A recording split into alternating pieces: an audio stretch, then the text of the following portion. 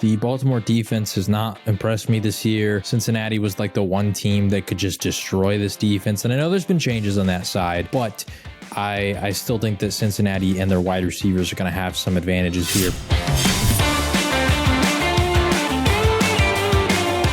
All right, welcome back to Shut Up and Ball. I am Aaron, accompanied by John Harris, of course, and we're back to do our picks against the spread for Week 5 of the NFL season. Just to give you all an update rankings in case you missed last episode or missed that part. At least heading into Week 5, John and I, we've been doing picks against the spread the past few weeks, and I am 2 games ahead of John. And once again, if you don't know how the spread works, I will explain it in just a second. In regards to our Thursday night game, which is between the Indianapolis Colts. They are favored by 3.5, going to the Denver Broncos. I will say I did get this spread. I think it was earlier this afternoon, so it may not have been updated after the Jonathan Taylor news that he was confirmed out for this game. Colts are dealing with a couple. Well, I think couple's a little generous, but obviously everyone is. But they're dealing with some key injuries. Safety Julian Blackmon already listed out. Same with the Jonathan Taylor, like I just mentioned. Shaquille Leonard already ruled out too. He's had a concussion and a fractured nose. And then even their backup safety Armani Watts also he was put on the injured reserve a while back ago. So let me see anything for Denver. Billy Turner, the lineman's questionable. No one really else of huge note for Denver.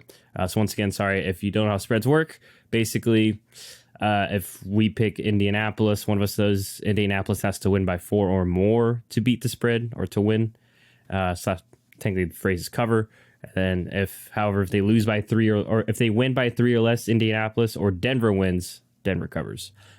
So that explanation aside, John, what are your thoughts on what will happen on Thursday night? Well, also, we actually didn't talk about this last pod, so I'm going to bring it up. Randy Gregory got placed on IR too. I know Javonte did as well, but yeah. So I don't know if he'd be on the injury report because he's out for a while, but he is a notable loss. Yes. Yeah. Sorry. Whenever I'm looking at ESPN, so it's like not the best because I also have some people that aren't as relevant, and like his was down there further on the list, I guess, because they place him on IR and there's no other update. So, but yes, Randy Gregory, IR. Yeah. And then obviously Javonte. Anyway, I'm going with Denver in this game. 3.5 just feels kind of big considering that the Broncos are at home and the Colts have not looked good. Like there has really not been a single game outside of that Chiefs game that I would say, yeah, the Colts are impressive.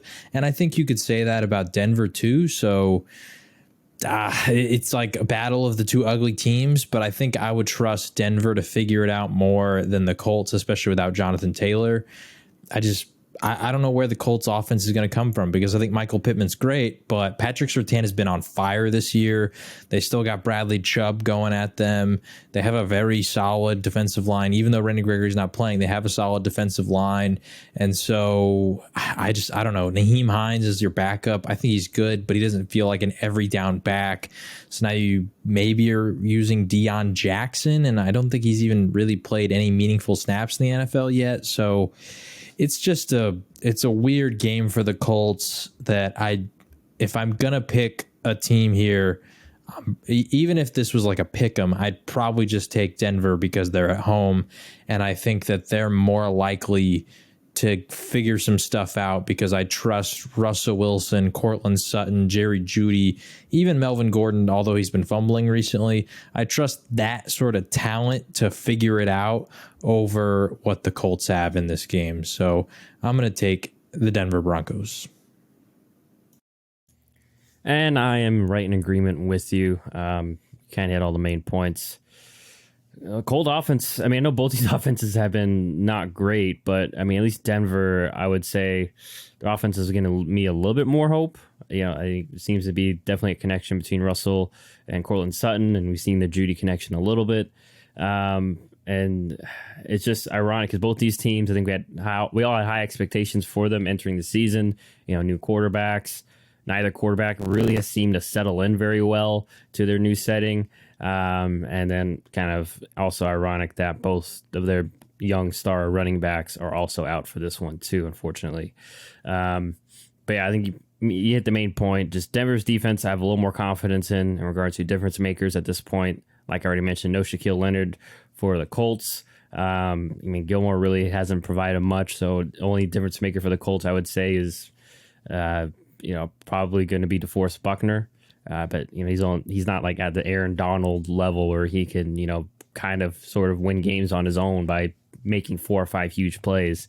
And regardless too, it is Russell Wilson. So even if Buckner does create pressure, I mean Russell at least is still good enough to get away from it by a time and such. So no great analysis there, and then the Colts, no Jonathan Taylor. Run game's cannot be efficient. Their passing game hasn't had the explosiveness that it's had in recent years.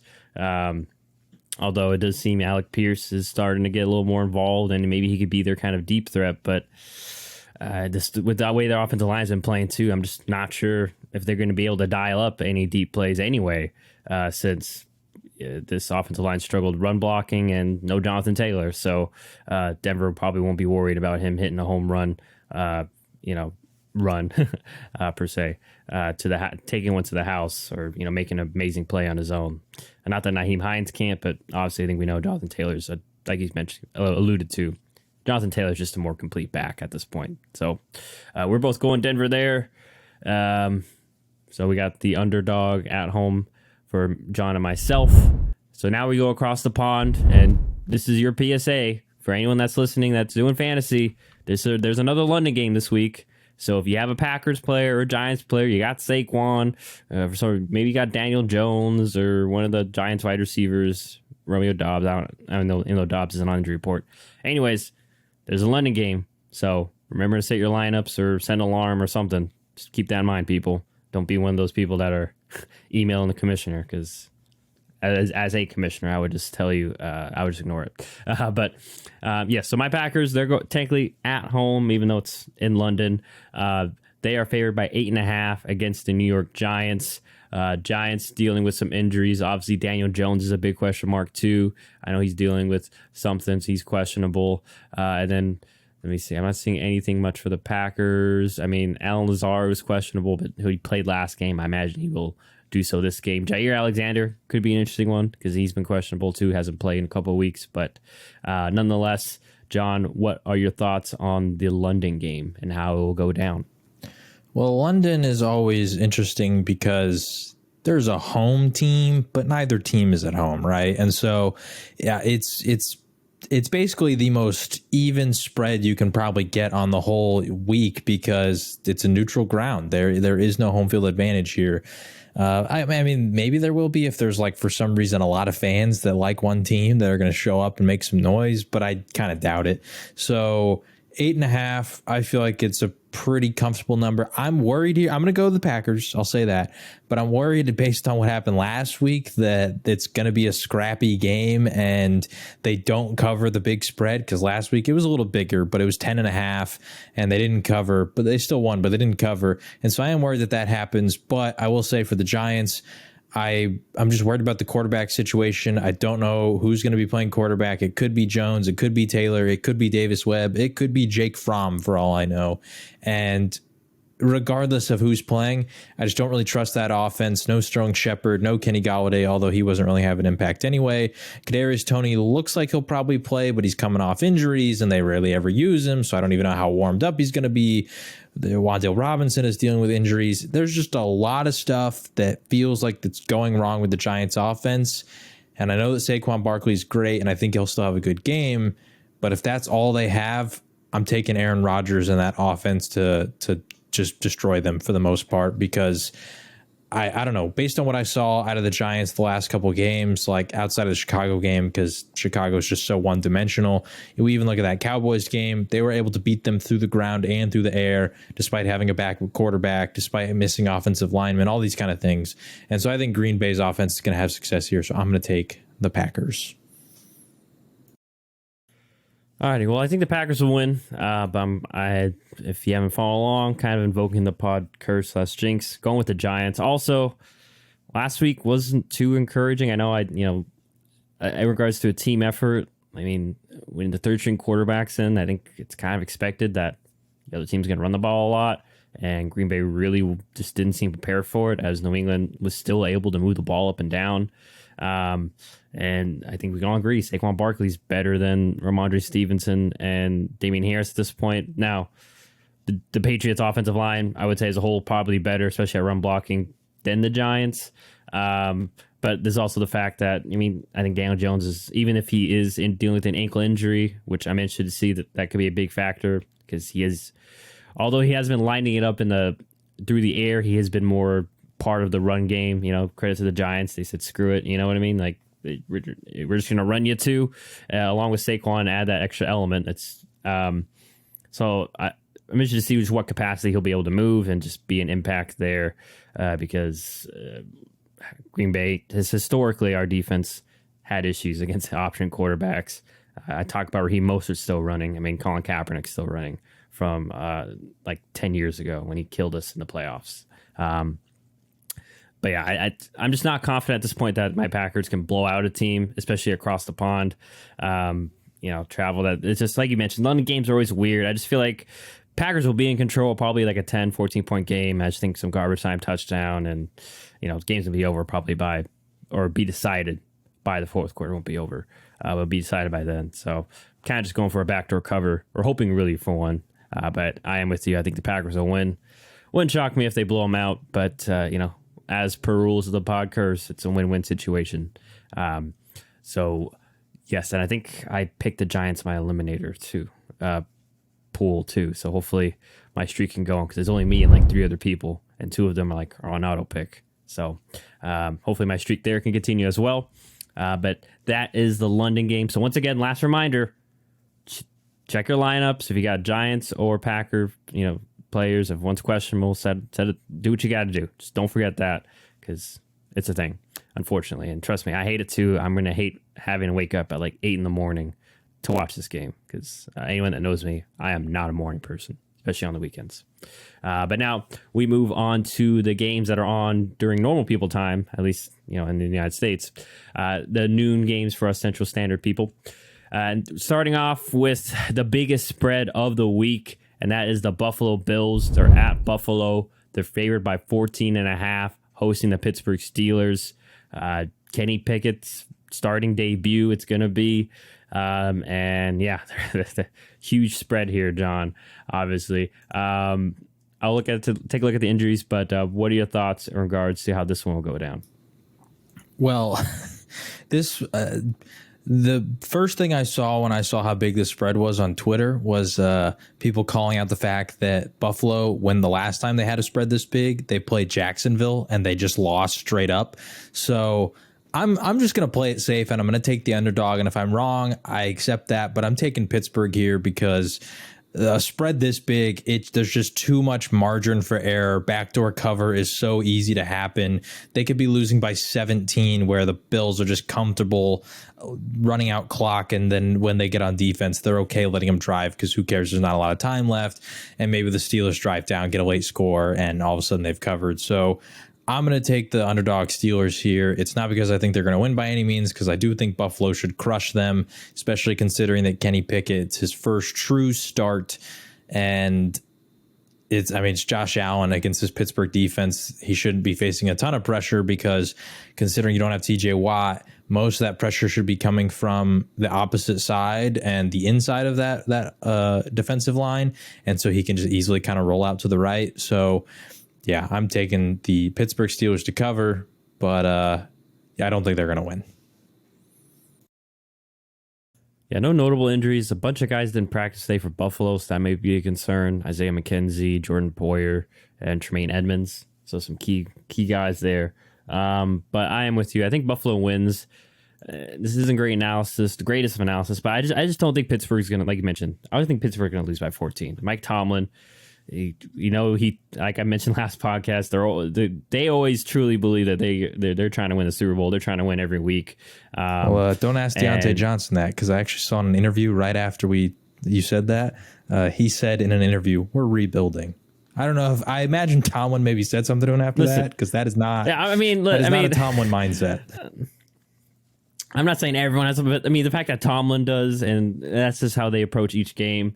And I think they'll do Pittsburgh the defense. They're going to do a bunch of crazy zones, some crazy blitzes, and Buffalo might hit the jackpot on a couple of them, and hit them where it hurts and be able to strike gold and get a touchdown or big play.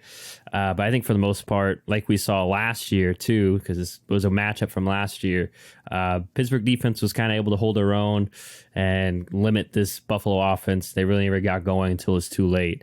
I think Buffalo will definitely be better prepared this time, and obviously no TJ Watt. That's a huge help.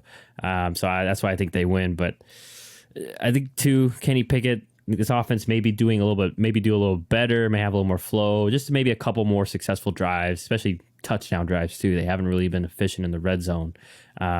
So yeah, I just think that might give Pittsburgh a little bit of juice, just enough to at least cover. But ultimately, like I mentioned already with you, John, both going Buffalo to win, but Pittsburgh to cover for this one. 14.5, just too much for our blood.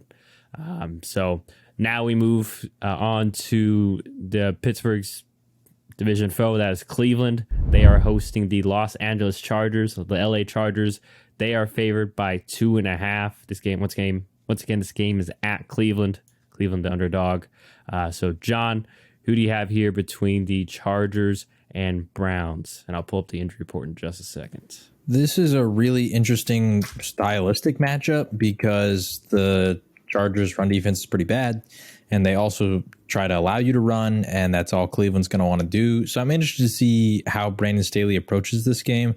But at the end of the day, I think Cleveland's defense has just not been as strong as advertised before the season. And so I think that Justin Herbert, Mike Williams, Austin Eckler, all those guys, even though I'm kind of expecting Keenan Allen to miss the game again as a Keenan Allen fantasy owner, he did not practice today. So I'm just assuming he's not going to play. If he does, great. If he doesn't, I still think they can win because I think that they just have matchup advantages in a lot of different spots. So, yeah, I'm going to take the Chargers here. I feel pretty confident about it. The only thing that worries me is if the defense for the Browns can start to figure some stuff out, and specifically Myles Garrett can make some noise on the edge. But other than that, I just think the Chargers are going to get out to an early lead, and I don't think the Browns are going to be able to keep up the pace. Yeah, I think this is another rematch from last year, if I recall correctly. And I remember in that one, I was like, I think Cleveland's going to definitely expose the Chargers' run defense, and it didn't happen. I think that was a game where Mike Williams had a monster game. He was just torching their secondary. Let's hope it happens again. Let's hope it happens again. I have him in many leagues. So, I mean, I don't expect him to absolutely do that again, but like I mentioned a million times before, Cleveland's defense, very simplistic. They're kind of just, their mantra is just, we're going to, run, do what we do, run what we run, and hopefully it stops you. It's not really game plan specific at times. And I think we saw last week, even though no Keenan Allen, doesn't really matter for Herbert. He'll find ways to, utilize Mike Williams. It was a disappointing week last week for Josh Palmer, but he might be getting involved. And then Gerald Everett's been having a really good season too. And then obviously, like we saw last week, Eckler got more involved in the passing game too. So I just don't think Cleveland's defense will be able to slow down the Chargers offense at the end of the day. And on the flip side, like you mentioned, I am worried about the Chargers run defense, but especially if, like we mentioned, LA gets ahead, Cleveland's going to have to kind of abandon the run game, and the game's going to be put on the Jacoby Brissett's shoulders. And we already kind of saw last week, Amari didn't have a great game and probably matched up against J.C. Jackson here. So I'm not expecting an amazing game for Amari either here. So I just don't have confidence in the Cleveland passing game, which I feel like you mentioned, they will have to lean on at some point, and probably for a large portion of the game. So John and I both going with the LA Chargers there to win and cover that 2.5 point spread. So hopefully we are on the same page there, or we both get a win there. Well, we are on the same page. That's a fact. But now we go to my division for a divisional matchup between the Minnesota Vikings. They are at Minnesota. Vikings favored by 7.5, hosting the Chicago Bears. John, do you think the Bears and Justin Fields figure it out this week, or is it another just win for the Vikings?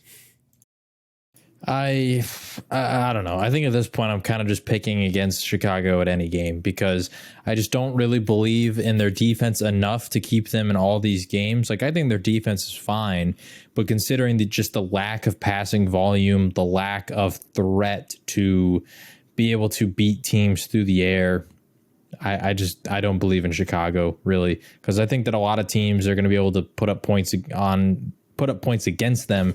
And if they allow 20 plus points, am I confident that this run first, very predictable offense can compete with that? No. So I'm taking Minnesota here.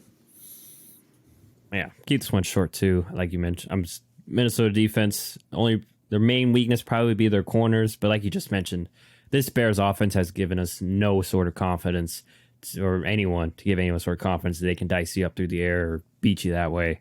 And then also too, in regards to injuries, they did lose. The Bears lost their center Cody White here, so that could affect their run game. That's been the sole bright spot of their team, has been their run game has been effective. He's been put on IR as of Wednesday, so the offense may be in more trouble than we think going forward. And we'll see if they ever free Justin Fields and just let him throw more than 15 times. That's still ridiculous. So we both go in Minnesota there to win and cover that 7.5 point spread. Now we move on to New England, going to Foxborough with the Patriots. They are favored by 3.5, hosting the Detroit Lions. Main injury to note here is Mac Jones. He did practice limitedly today, so he still was listed as questionable on the injury report, so possible he could come back. Hoyer have the concussion. I'm guessing he probably not since he hasn't practiced. So it's probably going to be Bailey Zappi again or Mac Jones. And then for Detroit, I know Moner St. Brown, DJ Chark, and Swift did not practice as of today. Swift probably won't play. Who knows about the Sun God and DJ Chark.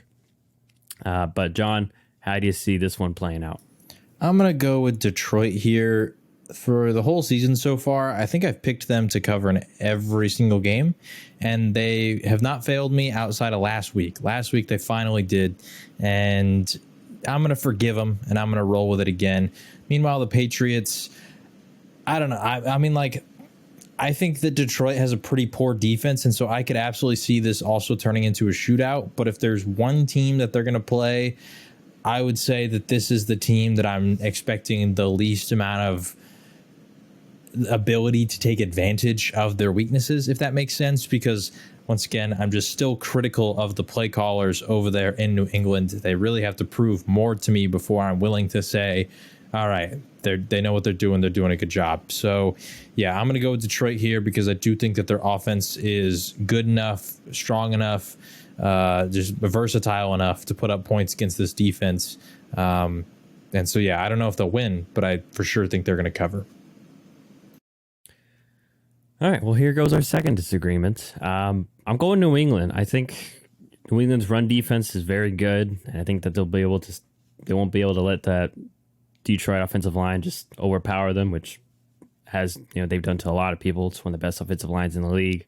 And then basically it's going to be Jared Goff. Can you make some plays through the air?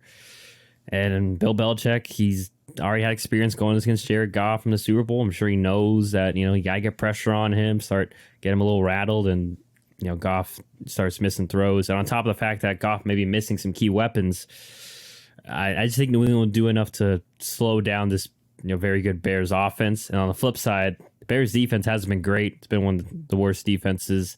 And even though, people, and I think some of the criticism is fair for the New England offense, I think especially if Mac Jones is present, I just don't see. I'm just not confident that Detroit can get enough stops to stop New England. We know that New England's got a very good run game, and then if Mac Jones is there, I'm sure the pass game will be able to take advantage just enough to definitely win, and I think cover.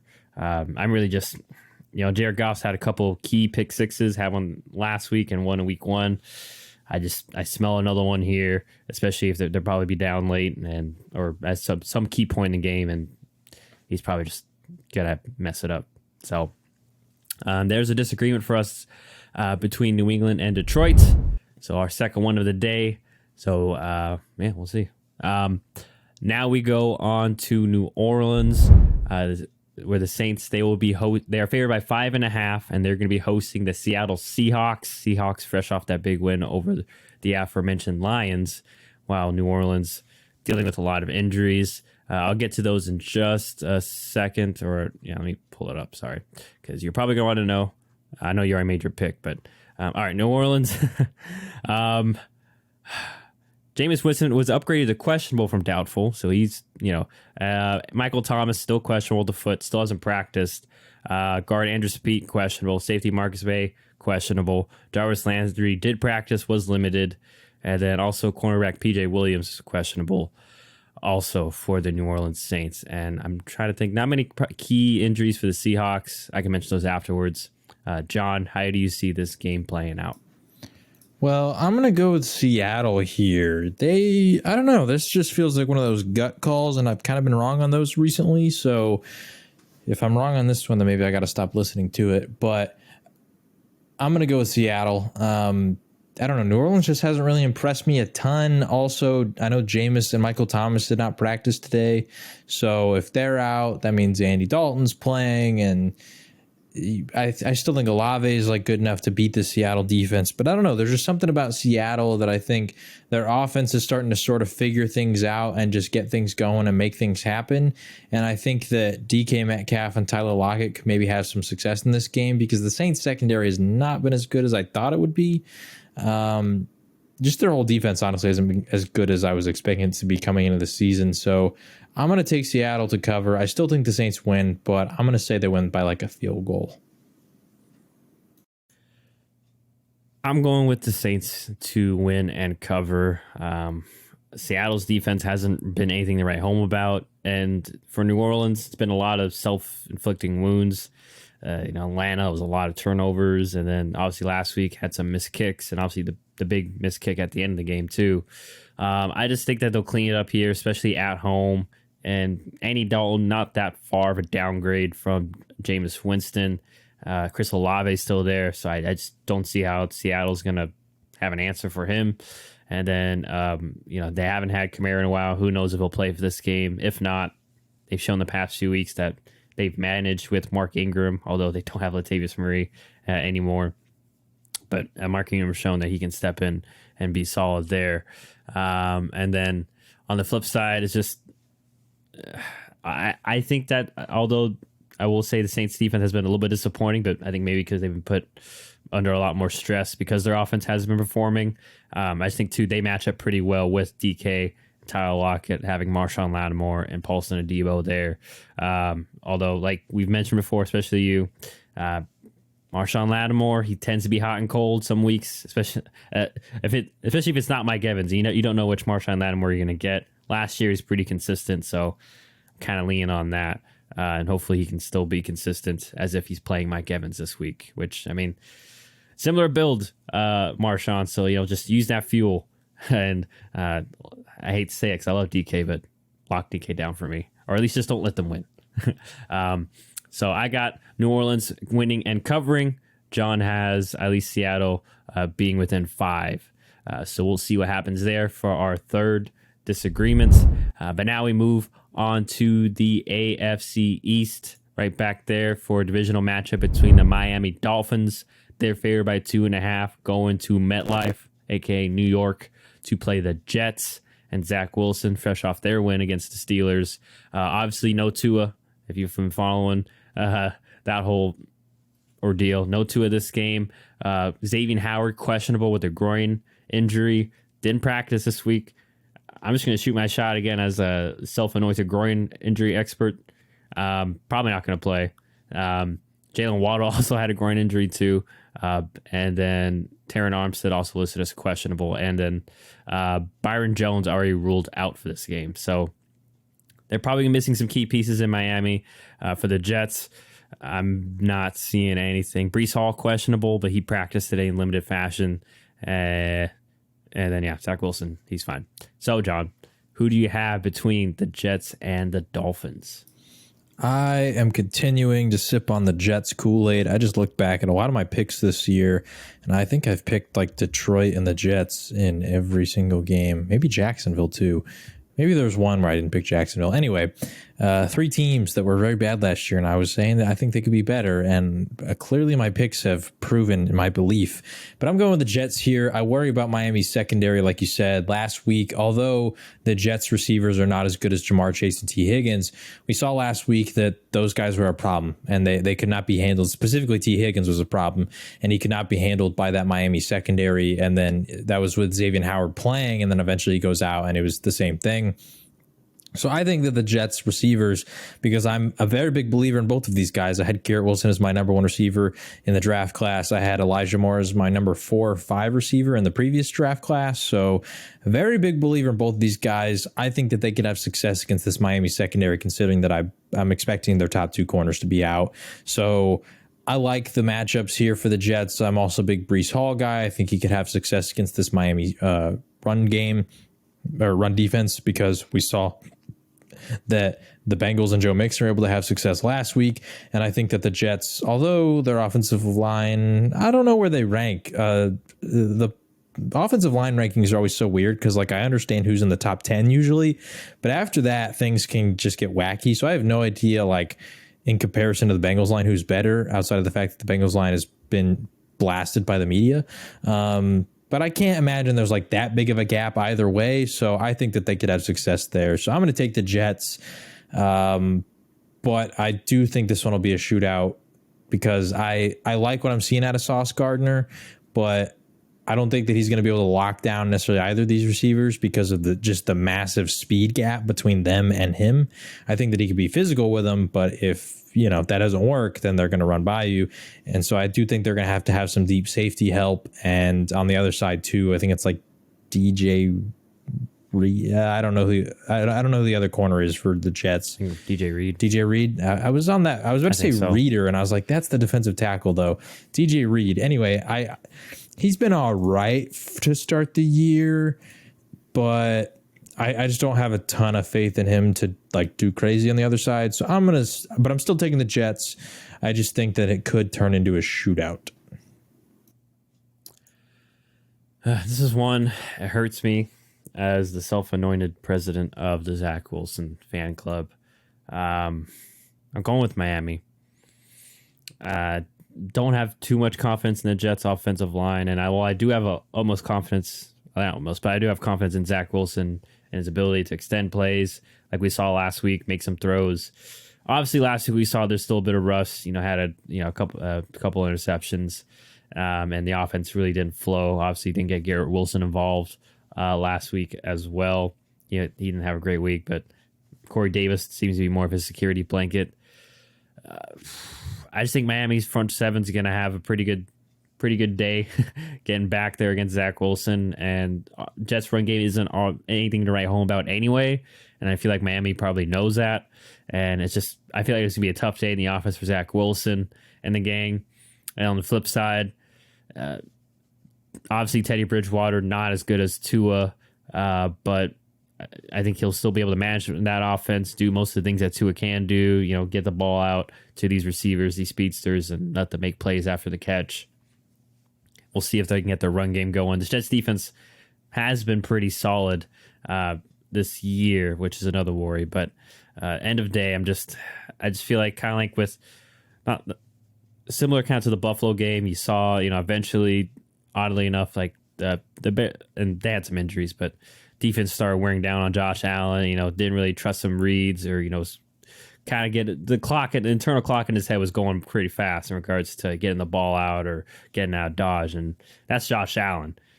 Zach Wilson in his second game, I expect him to go through those similar issues, quote unquote, see ghosts. Hopefully not like Sam Darnold and says it into a microphone, because then it becomes a meme.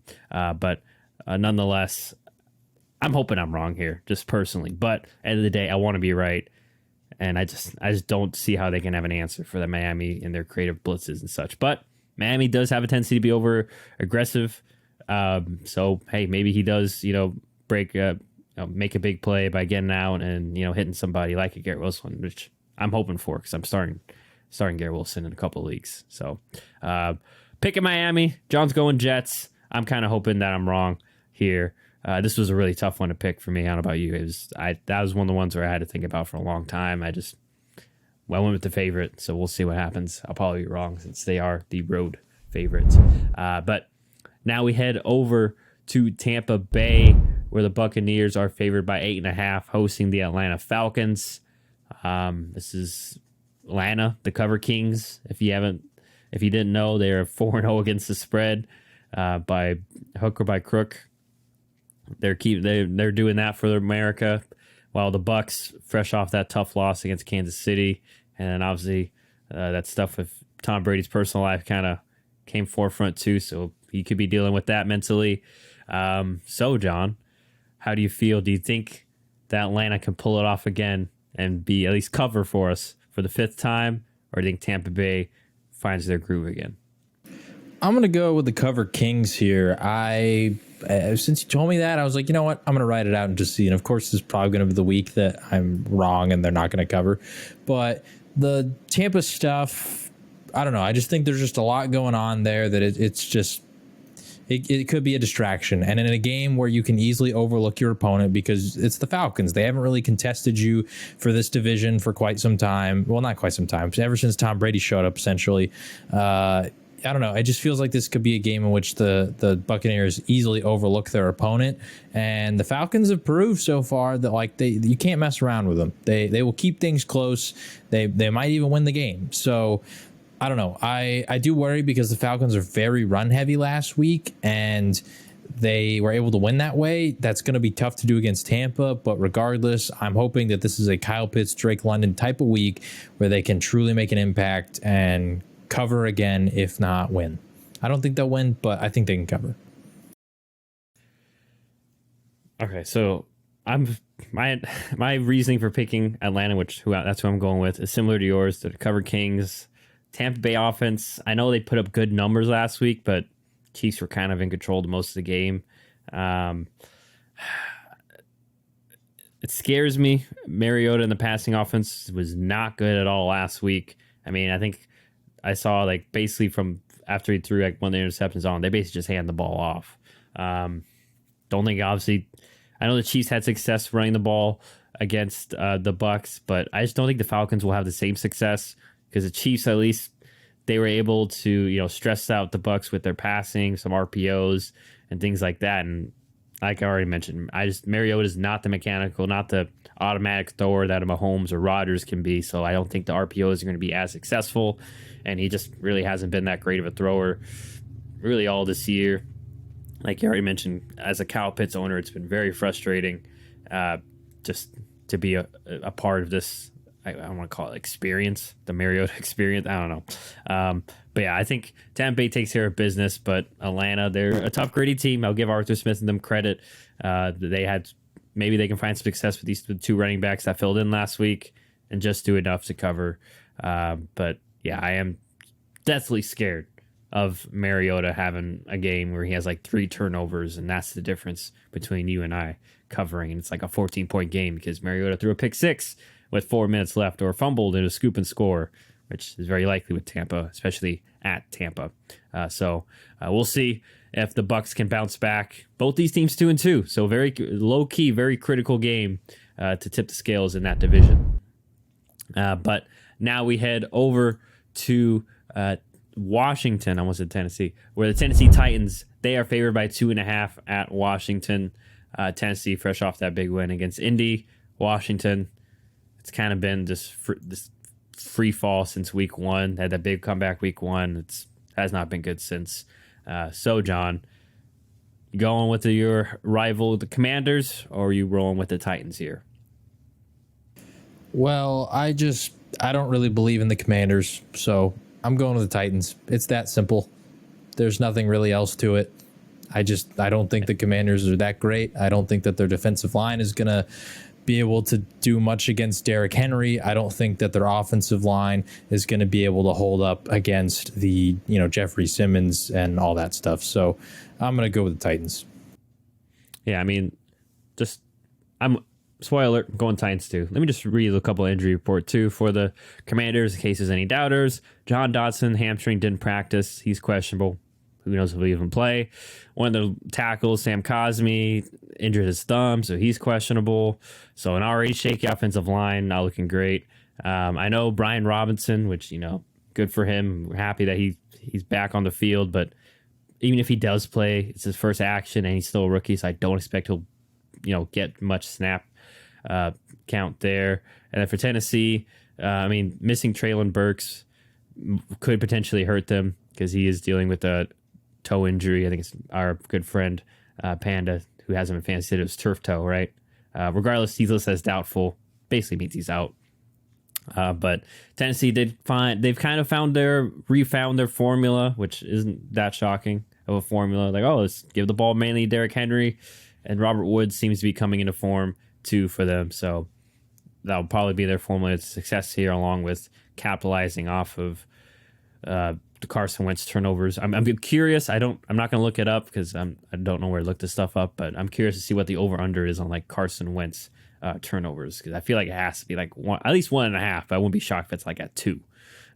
So if you're streaming defenses on fantasy, Tennessee might be the move, especially if your league gives you sack points. So we'll move on from that one over, keeping it in Tennessee's division in that wonderful AFC South, to the Jacksonville Jaguars. This game is at Jacksonville. They are favored by 6.5, hosting the Houston Texans.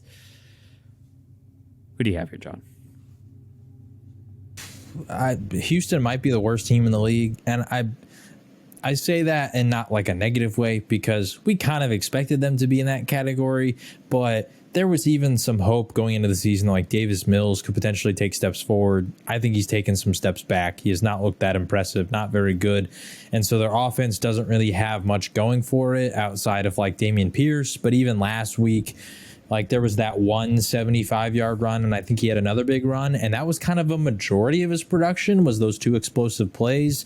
So if those don't happen, and that's also against who did they play last week? Was it the Chargers? It was the Chargers, because I thought that they were going to cover, and they didn't. They almost did. And so the Chargers are not a great run defense. No Joey Bosa. Like there's reasons to believe that like Houston was going to do that. So I don't know. I just don't think it's super sustainable. Also, I think Jacksonville, after last week's loss, is going to try and come back out in a crucial divisional game and just like handle their business. So I just think that like James Robinson, Travis Etienne, that run game, they're going to have success because Houston has a very bad run defense. They're one of the worst in the league so far. Derek Stingley has given up the most yard, or not the most. I think he's like 4th most yards in the league so far, and he's also had quite a few penalties. It's the typical rookie cornerback treatment. There was already some concerns coming into the draft about him, but typical rookie cornerback treatment. It's just a very hard position to have instant impact as a rookie. So I think that Christian Kirk and the receivers over there can have some success. I don't know. Jacksonville feels pretty easy here. Yeah, I'm going Jacksonville too. And yeah, just to add on what you mentioned about Houston, only difference makers have an offense are Brandon Cooks and Dameon Pierce. And teams have figured out, okay, let's just double Cooks in crucial situations, and Pierce, he can load the box, do all that sort of stuff. Especially if you're ahead, he's kind of taken out of the game since he's not really the pass catching back anyway. And then on the flip side, I think Jacksonville, they got off to a good start last week. It just had some turnovers. The weather kind of, affected them. I think that they'll be better prepared this week to bounce back. And like you mentioned, lean more on the run game probably.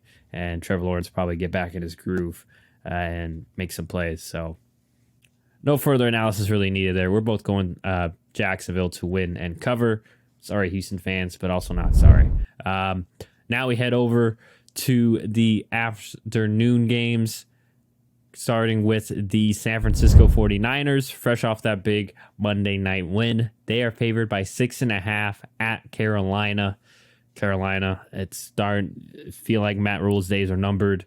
John, do you think this is a game where Matt Rule can win and the Panthers maybe save some face, or you think Niners take care of business here? I have almost no faith in the Carolina Panthers in this game. The 49ers defense are one of 2 defenses so far to not allow over 20 points even 20 points in a single game.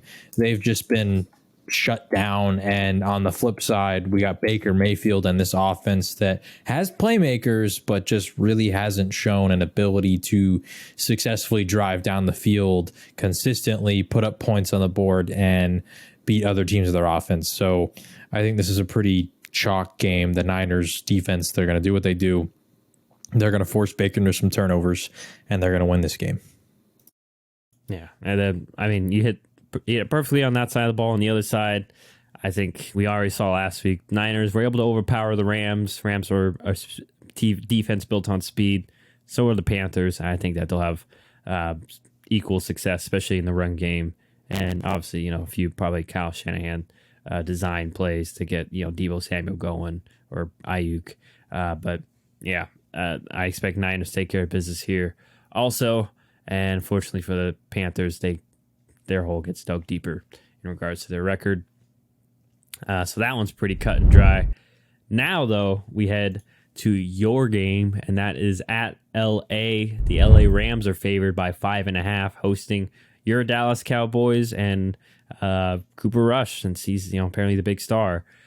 So, John, how are you feeling about this one? Are you invoking the pod jinx? I'm taking the LA Rams. Last week, the pod curse did me a little dirty here because if your team's going to win, you're not supposed to cover. But for some reason, that's what happened with the Packers. Regardless, Dallas, if they're going to cover here, they don't have to win, but I'm hoping they do. But I'm going to take the Rams. Cooper Kupp, I like Jordan Lewis, but I don't think that he's going to be able to do anything to slow down Cooper Kupp. The Dallas defensive line should be able to have some success in this game, but I don't know. I'm taking the Rams here regardless. Could be because of the curse. Not going to say it is, but could be. I will say on the Rams defensive side, though, I do worry a little bit because CeeDee Lamb is a great receiver, but he also hasn't really faced tons of physical corners throughout his career because usually those guys would go up against Amari Cooper. Jalen Ramsey is one of those corners, and he's going to have to deal with that this time. And so I'm interested to see that matchup. Also, historically, the interior of the Cowboys offensive line has struggled against the big dudes like Aaron Donald. And so I think Tyler Biadasz is in for a very rough day. So, yeah, I'm going to go with the Rams here. Hopefully, if the pod curse is going to do what it does, that means Dallas should win here. Hopefully. I'm going with Dallas. I think I won't be shocked if they even win this game. Rams, especially their offensive line, is a big issue. I mean, they're on their second and third strings at some positions. They have not been able to run the ball really with much effectiveness at all. And you're going to have to do that to slow down this pass rush. Low-key Dallas' defense is, been the everyone wants to give the credit to Cooper Rush, but the Dallas defense has been the main reason why they've been winning recently is because they've been forcing turnovers and just doing what you want your defense to do. And the Rams haven't really found a flow even in their passing game because they haven't been able to get the run game going. Can't protect Stafford long enough to even find or develop routes for Allen Robinson. So it's really just Cooper Kupp and Tyler Higbee in the short to intermediate game. And even then, at some point, especially on crucial downs, teams will double Cooper, Kupp, and then what are you going to do? Because, like I mentioned, no time to to get something going with Allen Robinson. So, and it does scare me on the flip side. Maybe this is a game where Cooper Rush has a key turnover or two, but it seems like Dallas knows, at least your play callers have known how to manage him, be balanced with the run game, get him some EV opportunities. He's been really good too in regards to taking care of the ball. Yes, there's been some opportunities for big plays that he's passed up, been a little more conservative, just doing what the backup's supposed to do. So even if he does have a mistake though, I think Dallas will keep this one close regardless. But yeah, I honestly think I'm a little bit surprised they're not favored, maybe just because LA's at home. But even then, I think LA would be like 2. I don't know. I forget how that works. But we have a difference there between John and myself. John trying to invoke the pod jinx there. It's the main reason why. Speaking of your division mates and keeping between these two divisions, we move on to Philadelphia. They are favored by 5.5 at Arizona. Surprised it wasn't more, but once again, Arizona at home. I think that's usually 3 points to the home team. So, John, while I pull up the injuries, I don't think there are many key ones. What are your thoughts on this game?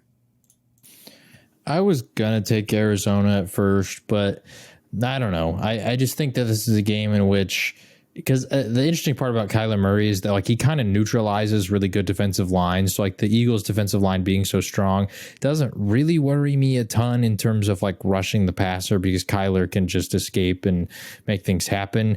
But I still just worry about the Cardinals' ability to make plays, first of all, deep, and also second of all, just in the secondary regardless, because the Eagles have a pretty good secondary.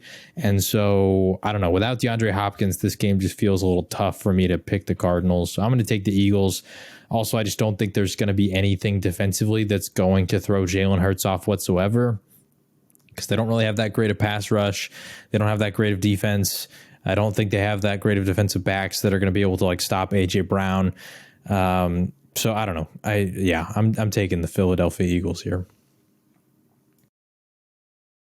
I am also taking Philly. I mean, we've already mentioned Arizona's offensive struggles. I think although Kyler usually is able to neutralize front fours, front fives, I just think this is too well balanced, too deep of a front of a defensive line for Philadelphia. They got a lot of guys that can throw out you. Hassan Reddick, a little bit of revenge game here too. Former Cardinal, he's been killing it since he left. Brandon Graham's been pretty good too. Josh Sweat, like those three guys can rotate on the edge, and they still have the three big boys and Fletcher Cox, Javon Hargrave, and Jordan Davis. And the corners are still pretty good. Once again, like I've mentioned before, Arizona pass game, we've mentioned it a million times. The route tree, the route concepts, not great at all. So even though Philly can be simplistic at times, I just don't see how Arizona is going to find ways to have consistent offensive drives to put points. And on the flip side, especially with how good Philly's run game is, I don't see Arizona slowing down the run game, even if they invest the resources to do so, or they start doing the crazy blitzes. We've seen Jalen Hurts can hit the deep passes, whether it's AJ Brown, Devonta Smith, or Dallas Goedert. He's shown that he's taken that step where he can make enough throws to hurt you. So yeah, not much further analysis there. We're both going Philadelphia to beat the Cardinals. Sorry, Kyle Wells, our resident Cardinal fan, but I'm sure he understands.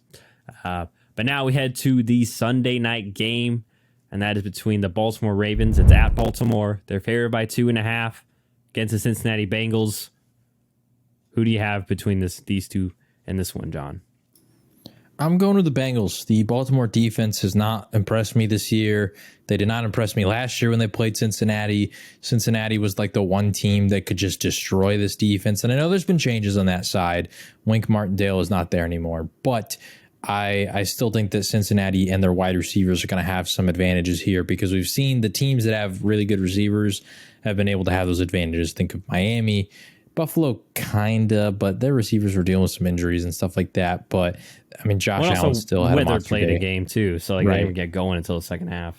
Right. So I don't know. I just think that Cincinnati's offense is going to be moving and grooving in this one, and I think that Baltimore can keep up, but I wouldn't be shocked if Cincinnati wins. So I'm going to take the Bengals. Also, the Ravens have this is twice this year that they've choked leads late in the fourth quarter. So I don't know. I just think there's something going on over there that, like, even if they get out to a big lead, I think that teams are just maybe figuring out what they're doing defensively at some point by the second half, and they're able to adjust to that. And even even offensively, like, it just seems like teams are reading what they're doing and adjusting late and just getting stops and putting in points all of a sudden, to where in the first half they're not doing that. I don't know if that's because it's a game script thing. I'm not sure, but I'm going to take the Cincinnati Bengals. I will say maybe it might be because they haven't had a run game to close out drives, or just eat time, eat clock, or get easy second and third downs off of. But they do get J.K. Dobbins back, or he was back last game. He started showing some flashes of that he's starting to get back to what we feel he is, and I think that'll be a big factor in regards to their offense. I'm going Baltimore, by the way. I think they'll keep it. Obviously, I think that they're going to cover. It's just Lamar's kind of had the Bengals number. Obviously, not last year, but remember a couple of years ago, he was a monster for them. And don't see a difference maker, especially in the front seven, especially with the way Lamar's playing. That's gonna be terrorizing Lamar, and I think the Ravens will get the run game going a little bit more with J.K. Dobbins, and I think they might have Gus Edwards back too. So more they have the power back there as well. So the option game may be better in that way. And we've seen the passing game; they've actually been leaning on the passing game, and the passing game's been pretty good. Denver Duvernay's been a revelation, and Mark Andrews still really good. I just think Baltimore. We saw last week. I know they lost that lead, but they were able to hold the Bills down for the most part. This is a different animal. It's tough to guard all three of these wide receivers, but I just feel like Baltimore may be able to get home on a couple of blitzes or just pressure in general, since we know this Bengals O-line is not great.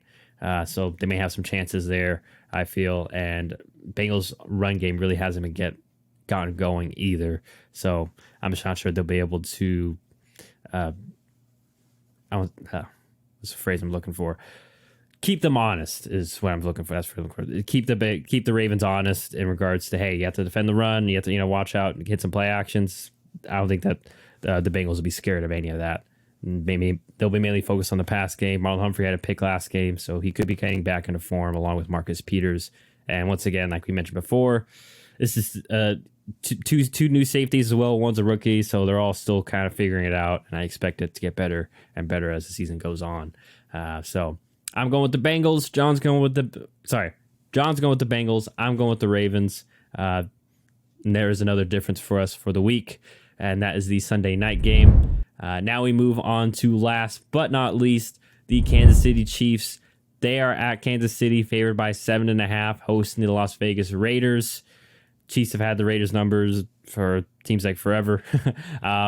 So, John, do you think the Raiders finally get one back on the Chiefs, or do the Chiefs continue to take care of business? The answer is no. I don't think they get one back on the Chiefs. Last year, I remember that game was so hyped, like the first time they were playing, because I think the Raiders maybe started off pretty decent on the year too, and Kansas City had started off pretty rough. The Chargers had beaten the Chiefs by that point, so everybody kind of felt like, oh, like maybe the Chiefs are faltering, and the Raiders were like meeting at the field like before the game, like on the logo. The whole team was there. Everything was all hyped up, and then Kansas City came and they smacked them right in the mouth and beat them like 45-14. I just don't think that the Raiders have done anything significantly defensively that makes me think that they're going to figure out Kansas City's offense, because they haven't figured it out ever since basically Andy Reid showed up. So yeah, I'm taking the Chiefs here. I feel pretty confident. I do think that like this is an interesting matchup, because the Raiders, for the first time since like Mahomes and all that kind of stuff has started, this is probably like the most talent the Raiders have had on offense to try and compete in said shootout. But they were 0-3 for a reason. They're now 1-3. That's good because you beat Denver, but they needed a defensive touchdown to do it. And it's Denver, who's been also a very ugly team, to where Kansas City is coming off a really big one against Tampa. So I just think there's a very large gap between these two teams as right now. And if the Raiders are going to get me to pick them against a team like the Chiefs, they got to prove it first. Put simply, I'm going Chiefs. Tampa Bay defense, we saw what they did to that defense, and I think we can both agree that Tampa Bay's defense across the board really better than the Raiders defense. Better defensive line, probably better secondary, better second level. And so I expect the Chiefs offense to continue trucking there. While the Raiders offense may be a little bit better, still not 100% sold that the offensive line is fixed. They were able to run the ball last week, but can they pass protect? Because we know the Chiefs will probably get out ahead and put the pressure on the Raiders to start dropping back and passing. And although Devontae Adams has been getting going, and we mentioned last week, Darren Waller really hasn't been a big factor. And hopefully Hunter Renfrow plays. He may be an important piece, but we'll have to see. Regardless, I just don't see how the Raiders are going to be able to keep up with Kansas City offensively. Because, like we mentioned before, outside of Max Crosby, not really any difference makers on the Raiders defense. So we're both going Kansas City for here in this AFC West showdown. And those are our picks for the week. 6 differences. So knowing our luck, probably going to split it down the middle. That's what we always do. Nonetheless, If we don't, I'm gonna take a lead, but it'll be because our season record will then be the exact same. Yeah, probably. You'll probably get 2 games on me this week, and then we'll be tied. So that will likely happen. If only we had like our own little DraftKings odds there. But we're just a 2-man crew here. But nonetheless, if you like our content, we have a YouTube page that we are inching closer and closer to our 1,000 subscribers there. It is Shut Up and Ball. Once again, if you like any sort of good editing and such and sort, it's on there. And obviously, if you like football and such. Anyways, podcast wise, we're on all podcast streaming platforms, Shut Up and Ball. And then our main social media source is Instagram. That is at Shut Up and Ball Pod. And then we have a TikTok and Twitter at Shut Up and Ball on those. And we do have a Facebook page, Shut Up and Ball, as well. We can, leave comments or ask fantasy advice, and we'll see what we can do. It should mainly be John. We'll see what we can do. But other than that, hopefully you all enjoy your week 5. Remember, there's a London game at 8:30, people. Otherwise, we'll see you next week. Probably tied up. But nonetheless, enjoy your weekend, people. Adios.